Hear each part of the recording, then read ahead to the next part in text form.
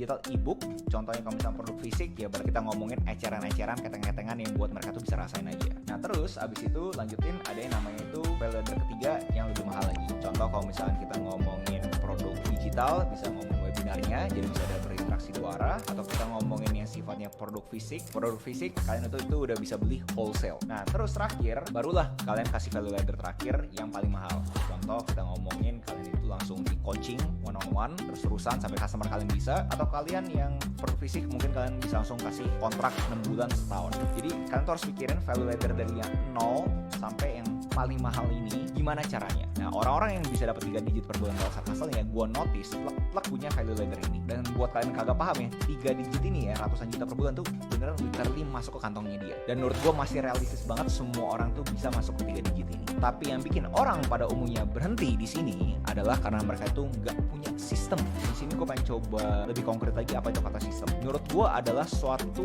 proses yang repeatable, yang bisa diulang berkali-kali untuk mendapatkan hasil yang sama berkali-kali juga. Kebanyakan orang tuh berasa, gue bingung nih, gue kagak tahu nih kenapa gue bener kadang-kadang bisa 100 juta, kadang-kadang bisa 50 juta, kadang-kadang bisa 50 juta. Kagak bisa diidentifikasikan. Kalau misalnya lu punya sistem, lu tahu kenapa kagak terjadi omset tersebut. Lu udah punya sistem terhadap gimana konten uploadnya, gimana market feedbacknya, lu juga udah punya feedback formnya. Lu udah tahu saat onboarding klien itu mau one on one atau one to many, apakah webinar langsung atau one on one. Lanjut ke miliaran yang nggak semua orang bisa menurut gue, karena dia itu nggak ngerti kata-kata skill. Dari proses-proses yang udah di-sharing di kuadran sebelumnya, dia tuh ngerti prosesnya, tapi dia kagak tahu gue butuh apa aja sih. Dimana kalau misalkan timnya sangat lean, pada umumnya cuma ada 3 fungsi ini: sales, operasional, customer support. Cuma 3 biji ini doang. Dan orang-orang yang bisa kemiliaran, dia tuh punya orang-orang yang berfungsi untuk 3 biji ini. Dimana nih sekarang udah di atas banget ya guys ya, waktu lu jadi udah makin banyak banget yang lu nggak usah trade, jadinya lu udah bisa